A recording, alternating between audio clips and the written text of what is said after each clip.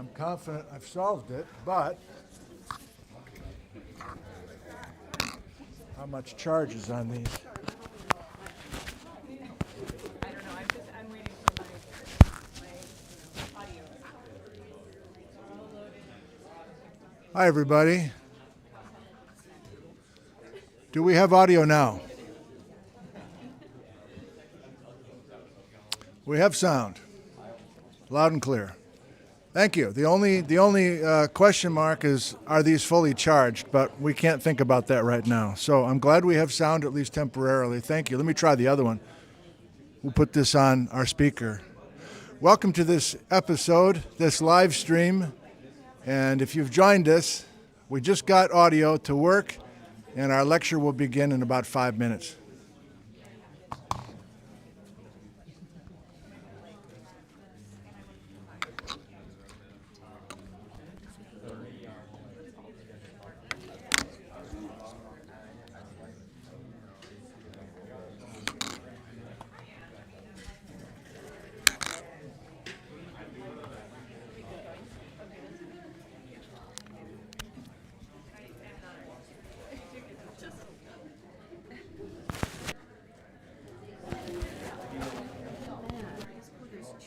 I'm just in 503, but then it filled up with all this other stuff, so I'm still really busy with you, but okay.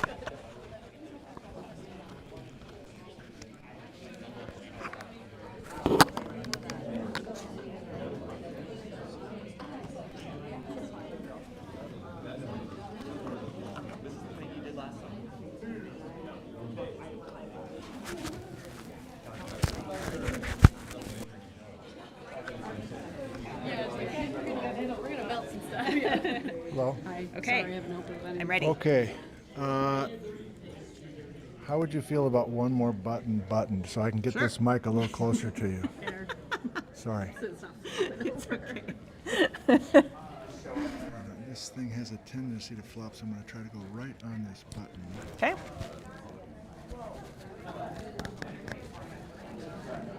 That should be pretty good.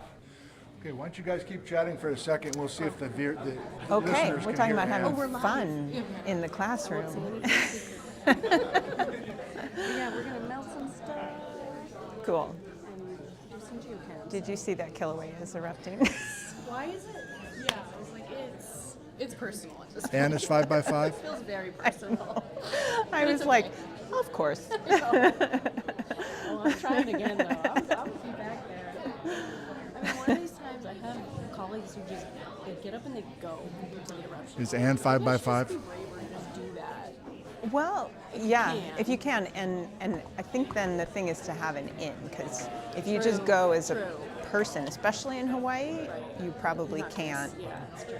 In Iceland, they're a little easier because they're like right there. Just right there. Yeah.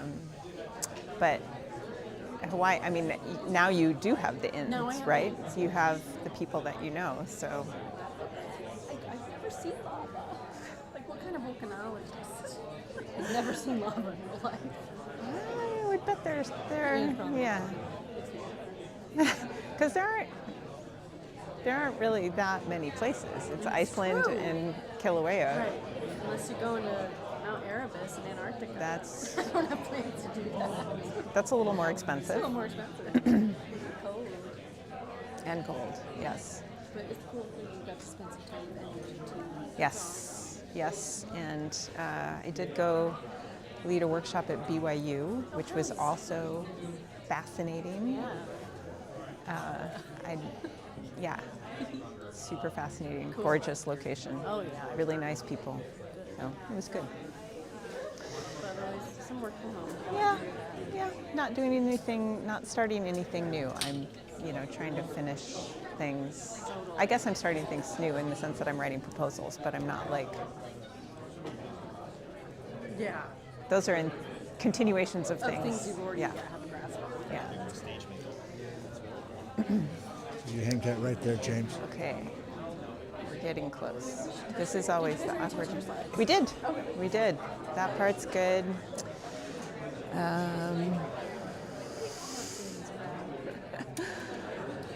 I know. everyone's like, I haven't seen you in a really long time. I'm like, I know. Testing, testing. Good afternoon, everybody. Good afternoon, everybody.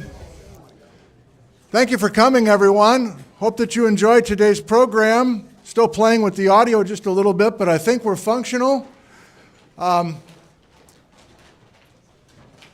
If you're in 304 or 504, Tim Melbourne has a blue coat. Make sure that you check in with him, please. Geology Club President, James Gennaro IV. Would you please stand right here, James? Can you hold that and talk to these guys? Good afternoon, everybody. I wanted to do a quick plug. Everybody here, undergraduates, graduates, faculty, and guests, you are all formally invited to Geo Club game night, more like game afternoon, I should say. So today we're meeting here in 103 to have a brief general meeting, but then we're going to head over to Discovery Rooms 110, 114, and 116 to do games. We'll have Kahoot, board games, card games, and we will have Smash Bros. Tournament and Mario Kart Tournament going on. Kahoot will have prizes with that, and we'll also have free food. We're having an open sandwich bar. It's a BYOSS, bring your own sandwich spread to share. So you're all formally invited. Let's just hopefully relax in the midst of finals, exams, and stuff like that. So hope to see you guys all there. Thank you. Nicely done. Geology Club President James, bringing it hard and strong. Very nice. We have one more talk for the winter quarter, and that's next Friday. Put it on your calendar, please. Next Friday, February 28th. Research Associate with CW Geology, Paul Winberry, will be talking, and his talk will be Using Geophysics to Better Constrain Antarctica's Future Sea Level Contributions. So that's next Friday, and then that's it for the winter quarter. Hannah and I have put together the spring quarter. We sent out that spring quarter schedule already. Check your emails if you haven't seen it. And 5 talks will be happening this spring quarter, and we'll get to those details once we get to spring. Doesn't feel like we're in spring yet, but it's close. I know many of you are totally spent, totally burnt out. This is a tough time of the entire academic year, not just the winter quarter. But the weather's coming. The good weather's coming. I promise. I've made some calls. It's on the way, okay? So just hang in there. Every day we'll get a little closer to spring. Very good. Our speaker today, let me introduce you to her, and then we will just turn the reins over to her, and she's got her mic ready to go. I'll just say it. I didn't charge these microphones. I charged the wrong set. So if Ann goes dead with her mic, I'm going to turn mine off, and I'm just going to come up and do a little swapperoo. But hopefully we'll be good for the length of the talk. I'm sure that you'll enjoy this talk. Dr. Ann Egger has been employed here at CWU for 14 years. She has enjoyed a joint appointment between CWU Geological Sciences and CWU's Science and Mathematics Education program.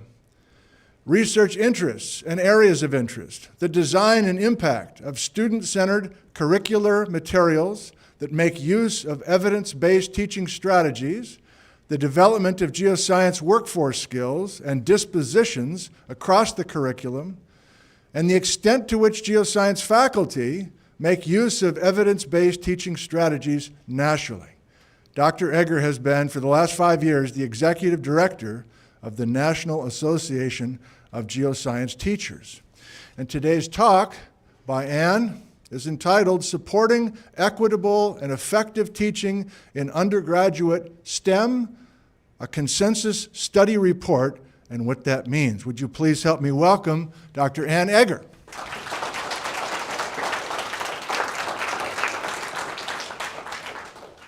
Thanks, Nick, and thank you everybody for being here. It's great to see my colleagues from both geology and science and math ed, and from the dean's office and beyond. I really appreciate your coming to see us today. So this talk is a little bit different than what you've gotten the rest of this quarter, and it's a little bit different than probably what you've heard from me in the past. And this is the work that I've done as part of a committee, and a national committee, and I'm going to unpack this a little bit more. So really, this is about a consensus study report, but I want to unpack what that means and then get into our findings in that report, and then a little bit about what it's like to be involved, because I know this process might be unknown or opaque to a lot of people in the room. So if you were going to this talk at a national meeting or hearing someone give some background on the study that was to maybe a different audience, they would start off by saying the National Academies of Science, Engineering, and Medicine was charged with convening an ad hoc committee on equitable and effective teaching in undergraduate STEM education. And the committee was asked to do all these things, to improve, examine successful efforts to improve and support instruction in order to develop a framework, blah, blah, blah, blah, blah. So you might let that glaze over you, but if you dig into that a little bit, you might ask, what the heck does that mean? Who asked the committee? Who charged the National Academies? How does this work? How do we get started on this kind of study? So I'm going to back up from the background of this study a big step further into the background. Here's an imposing building on Constitution Avenue on the National Mall in Washington. It's the National Academies of Sciences. The National Academy of Sciences was established in 1863 by an act of Congress, signed by President Lincoln. It's a private, non-governmental institution to advise the nation on issues related to science and technology. So I mentioned this is 3 academies. So engineering and medicine came later. And together, the National Academies provide independent, objective advice to inform policy and with evidence, spark progress and innovation, and confront challenging issues for the benefit of society. So if you didn't get it, the important point is in bold there. They are providing independent, objective advice to inform policy with evidence. So how do they do that? How do the National Academies provide advice? So a little bit more about this structure. There are 7 major program areas or divisions within the National Academies. These are 3 of them, and they're the 3 you people in this room might be most likely to hear about or get involved with in one way or another. The Division of Behavioral and Social Sciences and Education is the one that I've been working with most recently. Earth and Life Sciences, Engineering and Physical Sciences, there are 4 more. Within each one of these divisions, there are several boards. So these are all the boards within the division of DBAS, Behavioral and Social Sciences and Education. And the boards manage these well-established, this study process to develop consensus studies, and they bring together volunteer experts from a wide range of backgrounds to develop these consensus study reports. So the board that I'm going to be, or that I've been working with that created our study and committee is the Board on Science Education. So that board consists of kind of 2 components. One component is the 16 volunteer board members that serve 3-year terms, rotating through that. That the expertise within those volunteers, they try to maintain a diverse expertise that spans disciplines and spans what we would call pre-K to gray. So from early childhood education all the way up to beyond college, beyond high school and college and into informal education. So the entire lifespan of science education. And board members may participate in the consensus studies if they wish, or if they're elected or selected for those positions. The other members of the board are the staff that work full-time at the National Academies. It includes a board director, a bunch of program officers, research associates, program assistants, and it's the program officers who then, individual program officers or pairs that run these consensus studies. So the topics for the studies, where they can come from a variety of places. Most typically, one place is from a congressional mandate. So an example of this recently is a report that was published about the science education activities at NASA that was mandated by Congress that they should evaluate those. They can also come from board priorities. So the 16, ultimately 32 people can discuss their priorities for better understanding the landscape of something and what they want to provide advice on, and they can prioritize those and propose studies. Or they can come from externally from sponsor interests. So NSF is an organization that often makes use of the national academies and the various boards to bring people together to discuss, for example, research challenges for the future. So all of these potential studies are then approved by the governing board, and they undergo this really rigorous study process that I'm going to talk about a little bit more specifically with our study. And that's to ensure that those reports are credible, that they really are building on the evidence, and that they're valuable and lasting and have a lasting impact. So just to give you an example of some of the studies that have undergone this process that I make use of, these are my well-thumbed books. I have them in print. I use them all the time because they do collect all of this evidence and give me the background. I can either dive deeper into individual studies that way, but they provide broad conclusions based on that evidence, collecting many years of research, and also some recommendations for moving forward. So they're really good fodder for like writing proposals if you want to do something and it's been recommended by a committee from the national academies that this thing get done. So these are a few that I use quite frequently. Back to this study. So this was the title of the study as it was proposed: Equitable and Effective Teaching in Undergraduate STEM Education, a Framework for Institutions, Educators, and Disciplines. So this is one that emerged from board priorities. And the board directors and then program officers sought funding from sponsors to be able to fund this work, bring the committee together, collect the evidence, et cetera.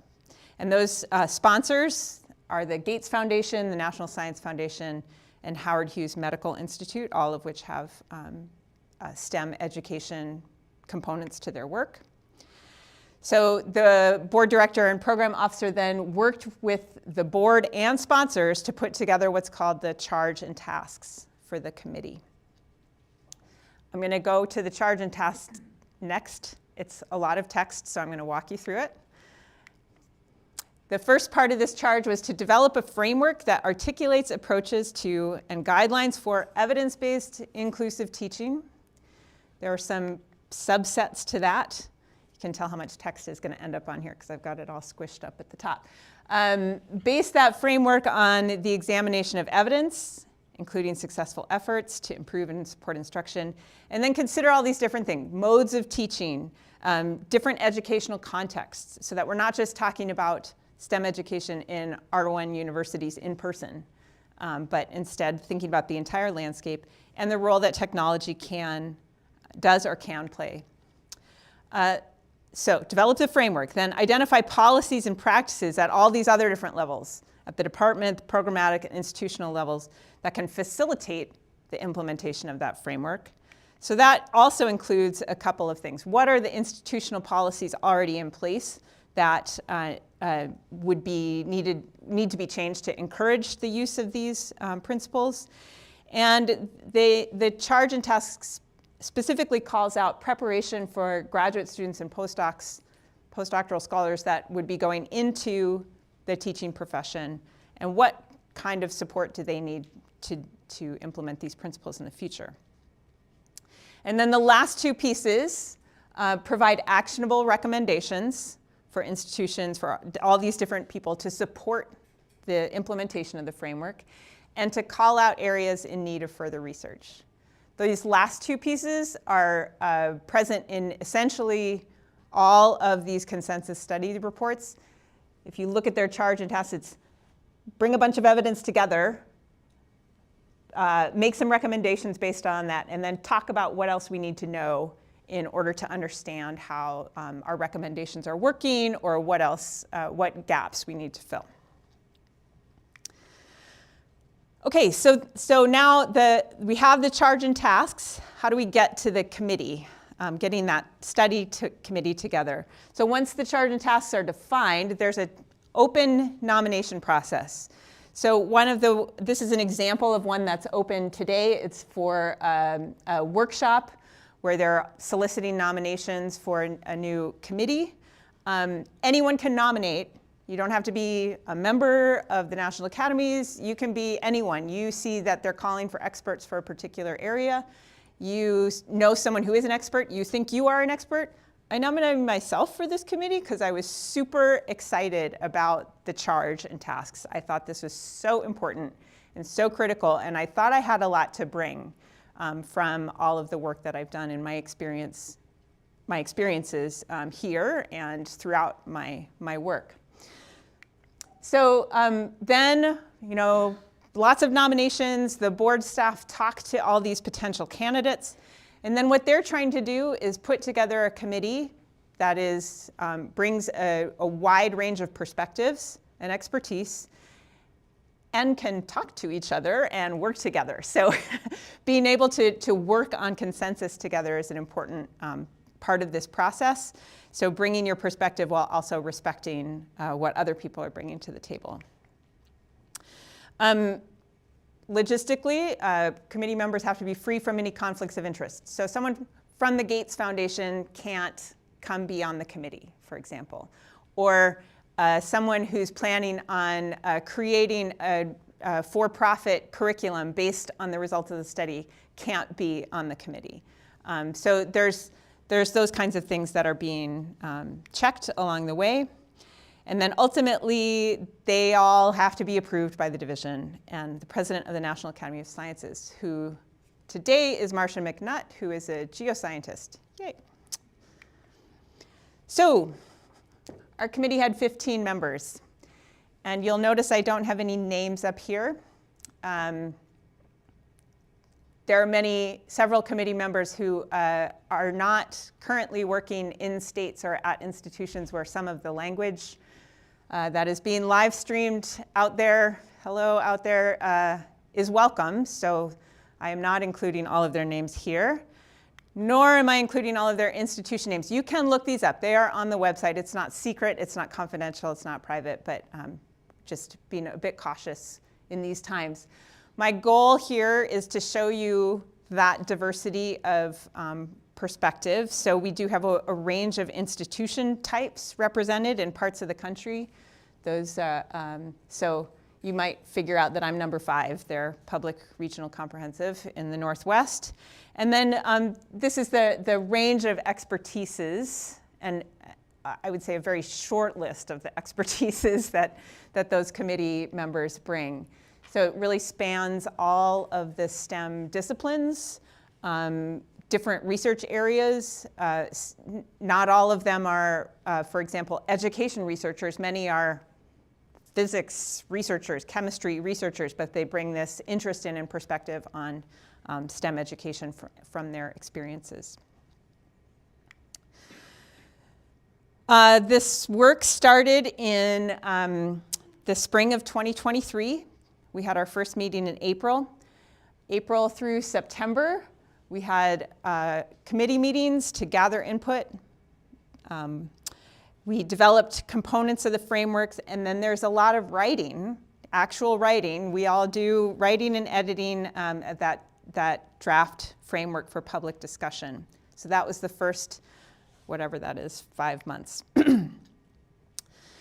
That draft framework then underwent internal and external review, and we prepared to release it at a public meeting.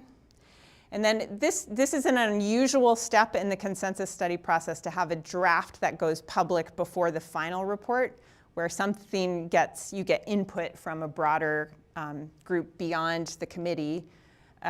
So we released the framework, just the framework, in December of 2023. That was open for public comment. Again, anyone could comment. Many people in this room contributed comments, as well as lots of people across the country. And that feedback was collected in a variety of different ways. Then we were meeting again to receive, internalize, incorporate that feedback, and continue writing, because the framework was just one part of what was going to be the whole report, and that included all of these other components about policy and recommendations for other groups. And by August, that additional writing was complete, mostly. And the full report was sent out for review, for peer review. There are something like 13 peer reviewers of this entire report. There's also internal review for consistency.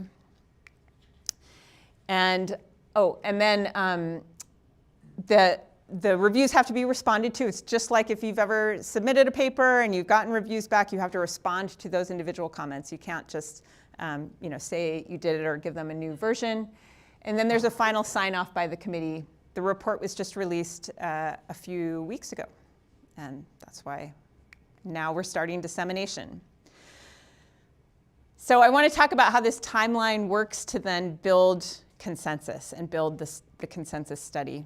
So what consensus means in this case is that the committee is in complete agreement, basically every word, on the conclusions and recommendations presented in the report. That consensus is built through their meetings with both open and closed discussions. So open discussions where external experts and the public can come in and provide input. And then there are closed discussions where we kind of sift through all that information. And this allows for the presentation of a wide range of evidence and a wide range of perspectives. There's a really formal discussion process in these meetings. It's not a free-for-all. It feels really constricting at first, but ultimately allows everyone to participate in a productive way and make sure that everyone's voice and perspective is heard. So it's quite formalized, and it's set up very well so that people who are both in person and remote can participate. And then the third piece of this is an iterative writing process where you might write some stuff by yourself or with a small group.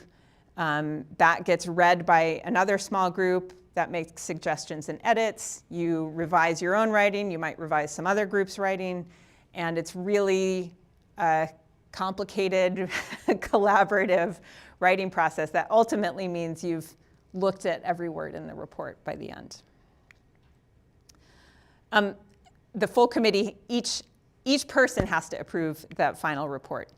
And then after the committee approves, this is, again, more building consensus, it's sent out to peer reviewers that also have a range of expertise and backgrounds. It's internally edited, and then we all respond to those reviews. And the committee must, again, approve the full report after all of those revisions have been made. So I want to point out that the final report is about 350 pages, and that means a lot of reading, careful writing. It's a lot of work. It's very engaging work, and you learn a lot in the process. But it's a lot of reading on a short timeline. Okay, so I want to pause here. That's the first part of the arc here about how a consensus study is formed, how this process works. And I would just want to pause and see if people have questions or thoughts you want to share at this point.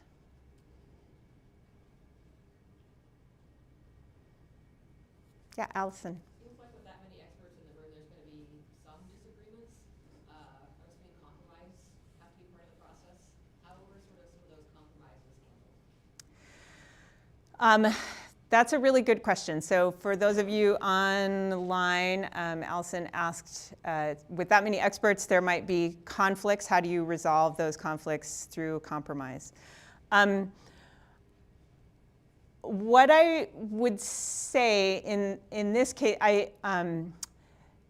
there's enough time where it is this iterative process, and often it means like, I felt like often where there was conflict, it meant that we didn't have enough information or evidence, so it would mean kind of going out to look for that or saying, oh, we don't in this room collectively know enough about this thing, so we're going to bring in an expert to help us understand that better.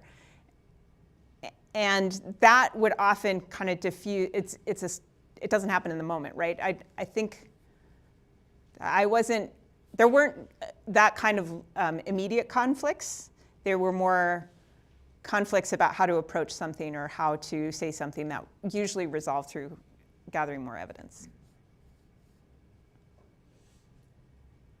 Other thoughts? Okay. Let's keep going. So next up is the findings from our report. So as I said, this was released just about a month ago. This is the overall table of contents. There are 10 chapters. Chapter 4 is the one that was released in December of 2023 as the draft framework. None of the rest of this was part of that original draft. So we got feedback on what was essentially just one kind of small piece of the puzzle at the end. So the first 3 chapters kind of set the scene and present a lot of what do we already know about the context of STEM learning at the undergraduate level. What do we already know about learning and equity and inequity that then informed the development of the framework. The frameworks, or the principles, sorry, are in chapter 4. We moved away from the use of the word framework because that has some other connotations associated with it and just went with principles.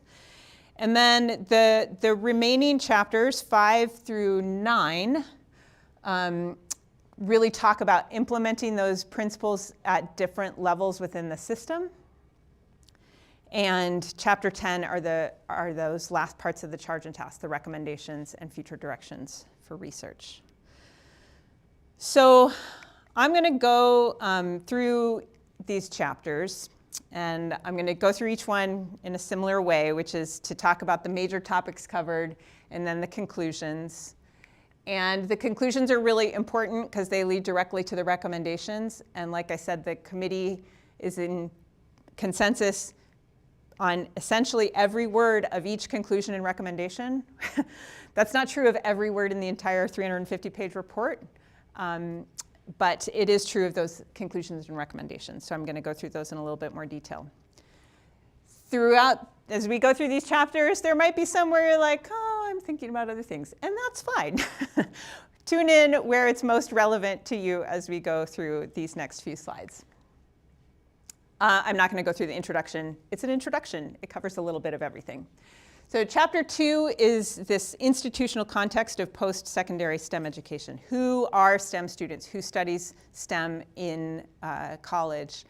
And this also means we don't have statistics for that in all cases. So sometimes it's just who are our undergraduate students today? What kinds of institutions do they attend? Who is the instructional workforce? And one of the really important parts of this is we took a broad view both of students and of the instructors in this case. So students include everyone who's taking one class up to majoring in STEM and everything in between. Instructional workforce includes tenured and tenure-track faculty, but also what we called vital faculty, visiting. Oh, I have to look at my notes on this one. Visiting faculty, instructors, teaching assistants, adjuncts, and lecturers. So a very broad view of the instructional workforce that would include lots of people in this room. Where do institutions get their funding? That has a lot to do with what kinds of resources they have and policies they can implement. And then the history of how we got to where we are, and including some of the systemic inequities that have been persistent over time. So conclusions now on the right-hand side. All institutions have a responsibility to design and deliver student-centered learning that meets student needs. Might seem obvious and straightforward. Many long-standing policies and practices have produced, perpetuated, and exacerbated differences in opportunities, experiences, and outcomes. And changing demographics, college costs, and the STEM workforce demands underscore the need to improve learning experiences of undergraduate students in STEM courses. So again, this chapter brings together all of the evidence that allows us to state those conclusions very clearly. Chapter 3 provides the background on understanding teaching, learning, and equity. So there are many, many studies. Some of those studies I showed you about how people learn too. We have a lot of knowledge about how people learn. Learning is complex, it's well studied. We know that active learning strategies have an impact on student outcomes. Mastery and mastery goals versus performance goals, mindset, the way you approach learning, all of these are really critical to learning. That's learning broadly and also within STEM. There are also some things that are specific to STEM that have been problematic and that we know a lot about. So these foundational courses in STEM, sometimes called weed out courses, or the general education courses. Toxic course combinations. If you're taking calculus and chemistry at the same time, it turns out that's not really such a great idea for most students. Mathematics course sequences, a lot of work showing some of the challenges with that. And in the geosciences, teaching and learning in the field has produced some challenges and some inequities over time. There's lots of evidence of those inequities in grade penalties, differences in persistence to degree among different groups of students, differences in belonging and power and privilege within the disciplines. There are also lots of existing efforts out there that have been promoting equity, and we ended this chapter with a call out to those programs as well and some of the work they've done. So some conclusions. Learning in STEM involves complex processes that are shaped by identities, experiences, and backgrounds, social interactions, and cultural contexts. Widespread use of teaching strategies that are not supported by research have contributed to disparities in opportunity and outcomes for undergraduate STEM students. And instructional practices that take students' interests and experience into account and empower them with authentic opportunities to engage with disciplinary content, practices, and analysis are more effective. And finally, students' experiences in foundational courses are important for their persistence in STEM. Okay, so chapter 4, now we're into the principles. So we've laid the groundwork. Here's all the stuff we know. What are the principles that can enact equitable and effective teaching in undergraduate STEM education? There are 7. I'm going to put them up there and let you read them.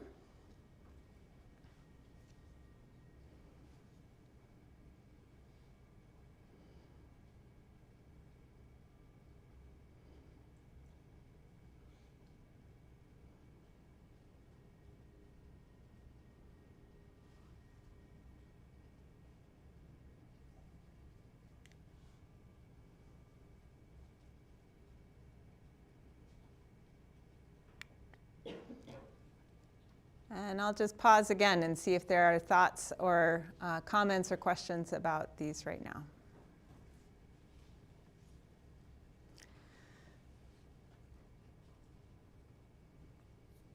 So these are the same 7 that were released. They're modified only very slightly. We didn't increase or decrease the total number. There's some slight wording changes. But these are where the same as what we initially presented. I'll wait one more second. Bree. Can you explain number 3? Number what? Number 3. Okay, Bree is asking to explain number 3. What is the affective domain? Anybody know what the affective domain is? Looking at you. So great question. We often, we think a lot about the cognitive domain, so our thinking processes, and cognition is about thinking. The affective domain is more like behaviors, motivations. It can also be thinking about thinking. How do you learn? So it's more of the, not quite the emotional side necessarily, but more of that behaviors and attitudes and motivation.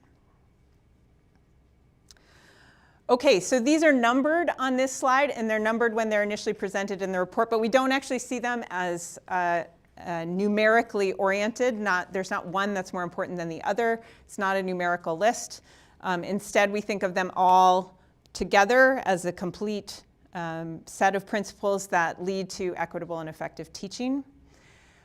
They're also not limited to just courses, what's going on by an individual instructor in an individual course. So these can be enacted by instructors in courses, but those courses and instructors are nested within departments or other academic units. Sometimes courses are taught by teams of instructors. They're parts of curricula, and that needs to be addressed at the curricular level and on the broader department or academic unit.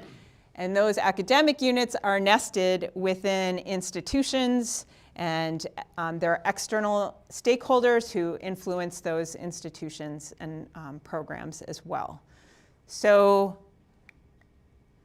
the middle part there was chapter 4, but as we go through the rest of the report, you can think about sort of working our way out to these other levels at which the principles can be implemented.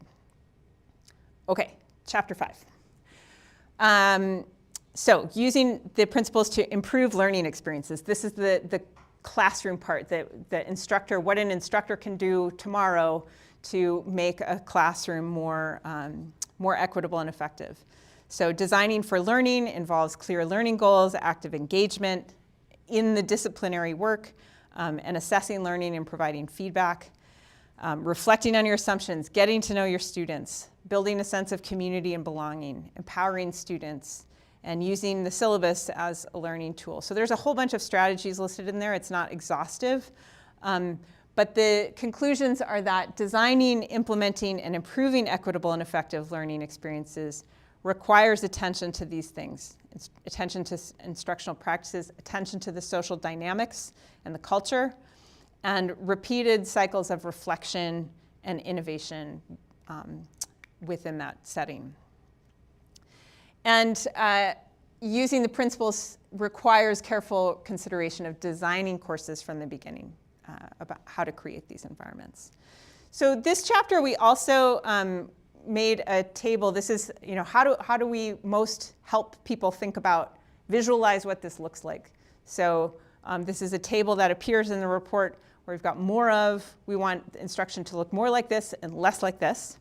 So I'll go through these, not in a lot of detail, but more clear articulation of learning goals rather than a focus on just getting through a set amount of content. More course structures that engage students as active learners, less as passive receivers of information.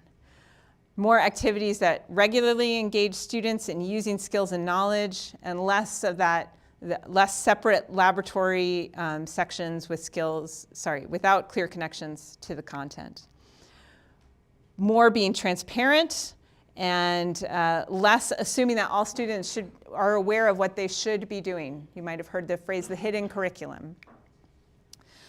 More grading practice that allow for formative feedback and a focus on mastery, and less of grading practices that focus on a theoretical distribution, a curve, or competition in a high-stakes environment. So now we're moving outward in that circle into academic units. Often that's a department, but not always. These units oversee teaching, so they're laying out the course load. It's happening right now in our departments. Laying out the course load, who teaches what, how it gets distributed, how it gets valued. They're in charge of we spent a lot of time talking about this intended, enacted, and experienced curriculum, and I'll explain a little bit what that means. The intended curriculum is what, as a department, we're in charge of figuring out what our curriculum should look like for a major, and that's what we intend. We have this beautiful picture in our heads of what it means to develop as a geoscientist or as a chemist or as a STEM teacher, and we create that curriculum. That's the intended one. Then there's the enacted one, which is well, okay, we have to offer these classes at this time, and we're going to put it in this order, and hopefully that will all work. So that's the enacted curriculum. And then students come into that, and some of them transfer in with some courses, and some need to start in a different place, and they've taken one course somewhere else, or they start in winter rather than in fall. And so there's the experienced curriculum. That is what students engage with. All of that is determined can differ within the discipline, within that culture. The department is in charge of setting program learning outcomes. They might have foundational courses that are coordinated across departments, and they're in charge of valuing and evaluating teaching. So students, these are some conclusions. Students are often expected to take multiple courses, but the connections are often not well coordinated. And academic units hold collective responsibility for all learning experiences they oversee. Academics play a major role in decisions and policies about teaching, including how it's valued, evaluated, and rewarded.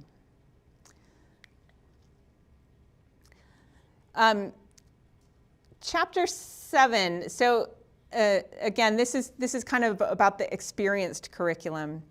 And we looked at different stages along where students might be challenged within that pathway.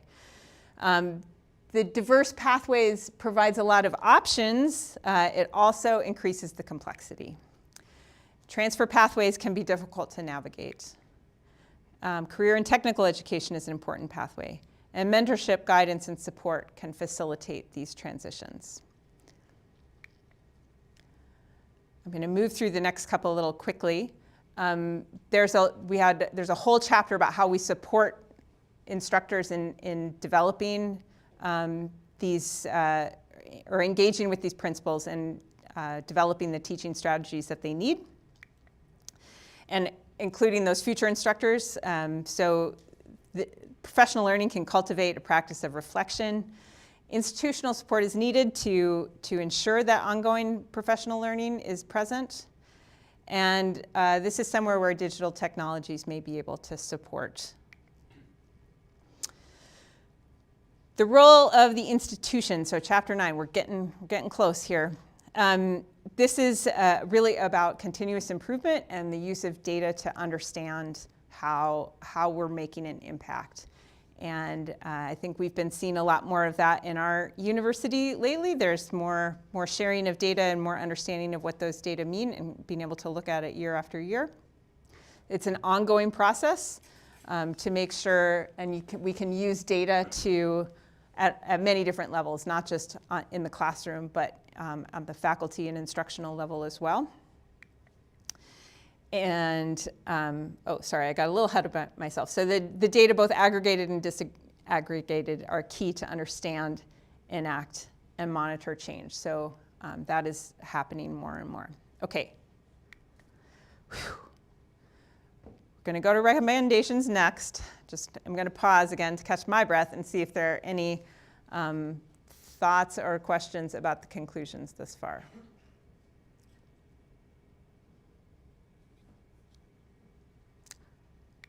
Okay, so recommendations for current action and future research.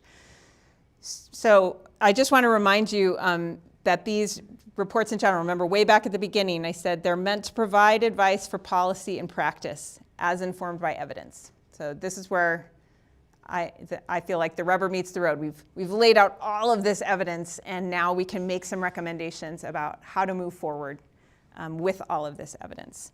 They always have to have an actor and an action. What do we recommend for whom to do what? And they have to be supported by the conclusions in the report.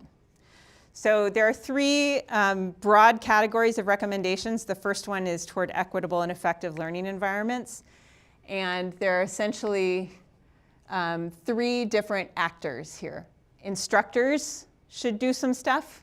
Academic units, so departments, programs should do some stuff. Developers of instructional materials should do some stuff. So we're laying out the recommendations for each one of those groups. I'll give you a second just to read those.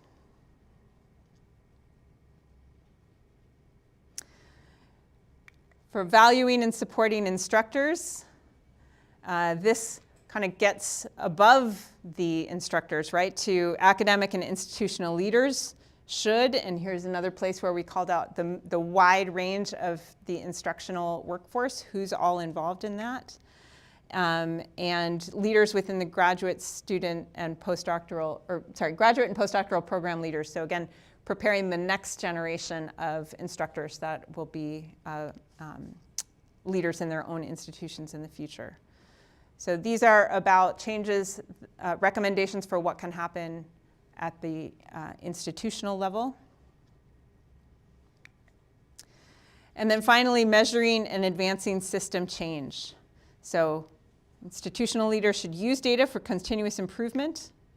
Academic units should consider their students and their experiences and address inequities and obstacles. And this is where we get beyond the institutions to those external stakeholders. Funders, oversight bodies, professional, academic, and disciplinary societies and organizations should endorse these principles, elevate them, and adopt them to guide their work related to undergraduate education.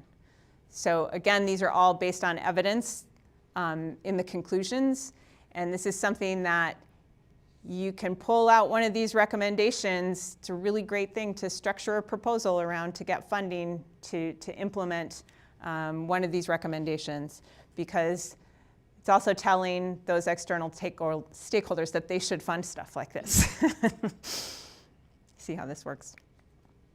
Okay, so the next steps. The report is released. All of the National Academy's reports are available to download for free. You can pay for a print copy, but you can download it for free. You can use that QR code to go there. That picture is from a brief interactive on the web, which is what you'll get to through that QR code. There's a final copy edit and layout for a print and ebook. That's not done yet. So it looks, whatever you download now looks like it just came out of somebody's word processor, and it did, but it is the final report.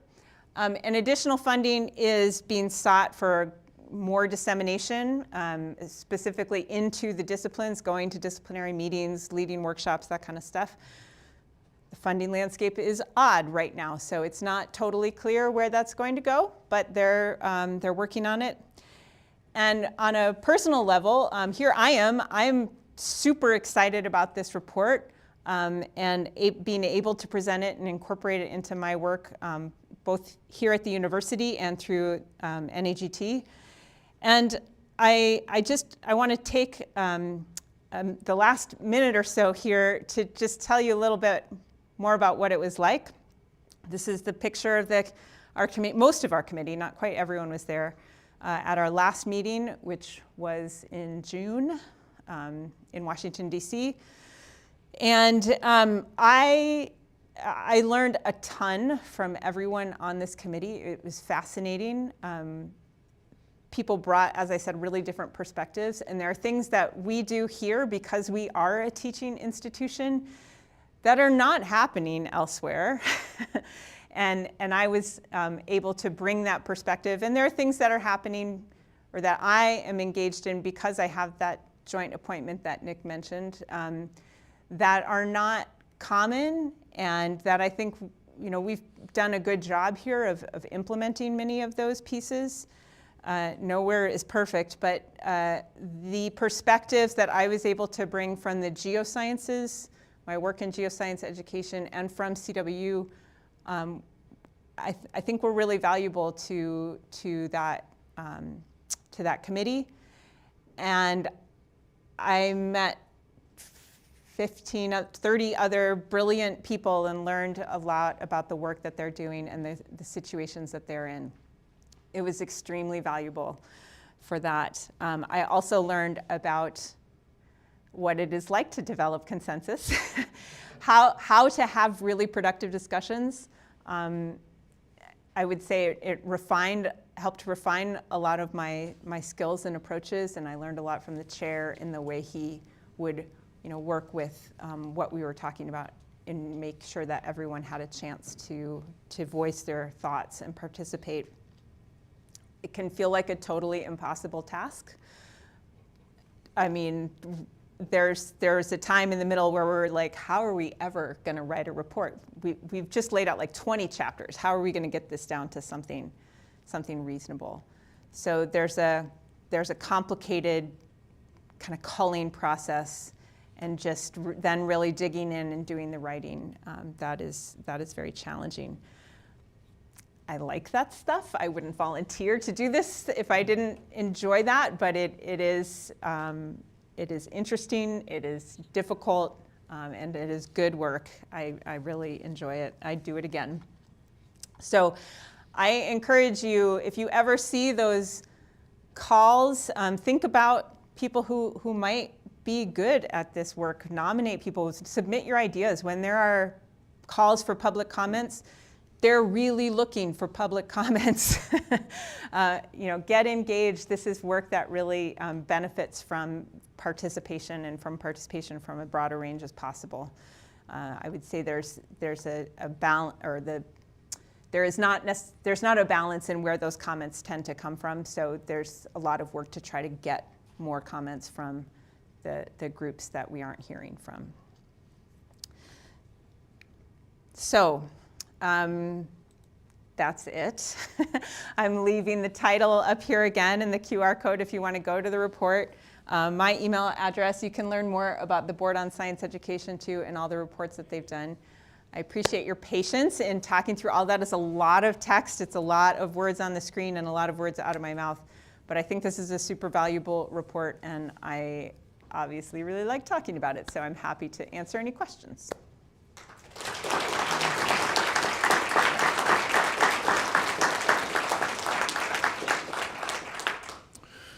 Questions for Dr. Egger?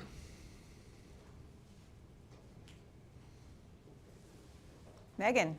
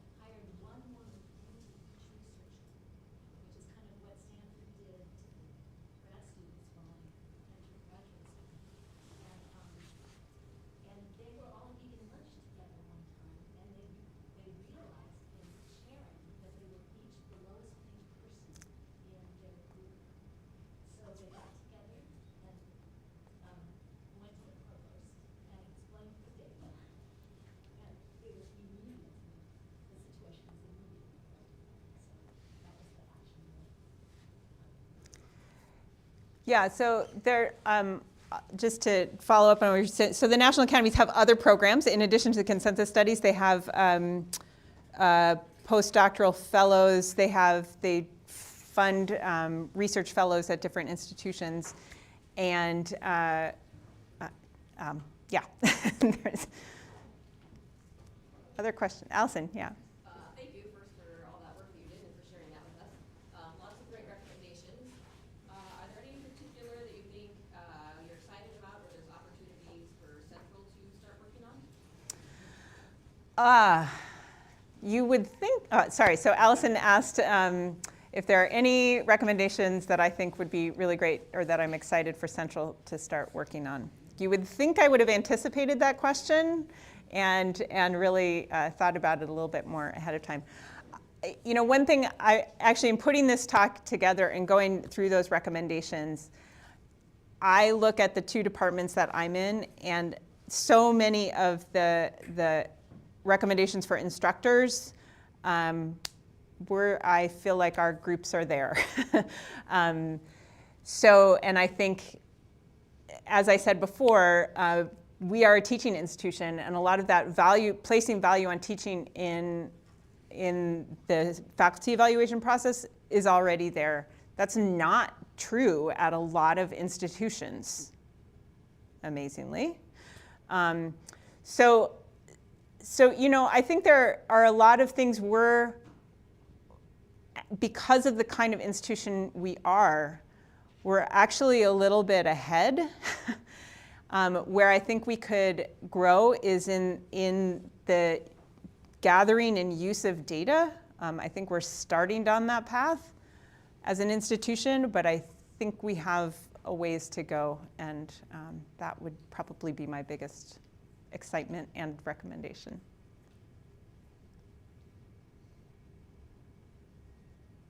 Yeah. What kind of specific supports do they offer when you look at a researcher versus a teacher? Those are wildly different skill sets in a lot of ways, and oftentimes you'll get brains that work in more of a research capacity but have a difficult time perhaps conveying that knowledge to the general student population. How is the university, and it's definitely not something that's as noticeable in this department. It's something that's much more noticeable perhaps in other departments within the university or in other universities. So how is the administration, or how can the administration support the faculty? We have amazing researchers, amazing Yeah. faculty, and amazing teachers, but how do they support y'all in combining that to be able to offer? Yeah. Yeah, great question. So what kind of recommendations or what supports are there from the university and administration to support the development of teaching skills, or support for teaching if people are really great researchers but not necessarily great teachers? Is that close summary? Yeah, and also the other way we see amazing instructors, and I know that, hiring at a university is very PhD level. Yeah. Push, and perhaps somebody with a PhD cannot advance as fast, or they get maybe some classes that nobody else wants to teach. Okay, yeah. So how do we make that more collaborative? Okay. Yeah, so recognizing the diverse skill set of the instructional workforce that's there now and into the future. So I guess, the report provides recommendations and support for a couple of different approaches. And you can think about one, well, they're both kind of long-term perspectives, right? That it's buried in there, but valuing teaching in the hiring process is one of them. So that's part of, even if you're doing mainly research at a large research university, you will be teaching and you will have an impact on whoever is in your classroom. So valuing the role of teaching in the hiring process, in the evaluation process, that it's less of an emphasis on the number of papers published and the citations, and a more holistic evaluation process. That can't happen unless that support for graduate students and postdocs developing having opportunities to teach and learn how to teach and be engaged at that level, so that they're coming into the undergraduate STEM faculty role with that experience. So the professional learning needs to happen earlier in order to support and continue in order to support that implementation. This isn't going to happen tomorrow. It's more of it's a culture shift, and it's a perspective shift that supports teaching as an integral part of a faculty member's role. Here, we talk about the teacher scholar all the time, and it's not always the case that I think we do a pretty good job of that here. It's really not the case in a lot of places, though, so I appreciate that question perspective. Let's thank Dr. Egger one more time, please. Thank you, everyone.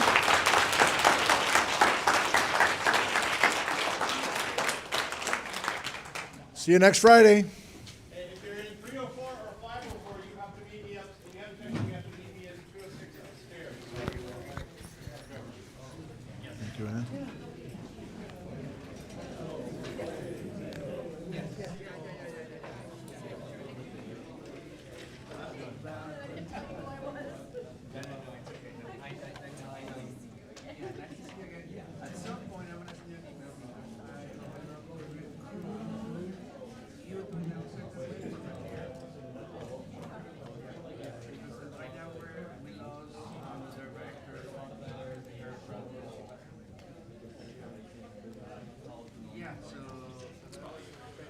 Thanks, everybody, for tuning in. We'll see some of you tomorrow morning, 8 a.m. Pacific time for episode Y of Cascades A to Z. See you tomorrow morning. Goodbye.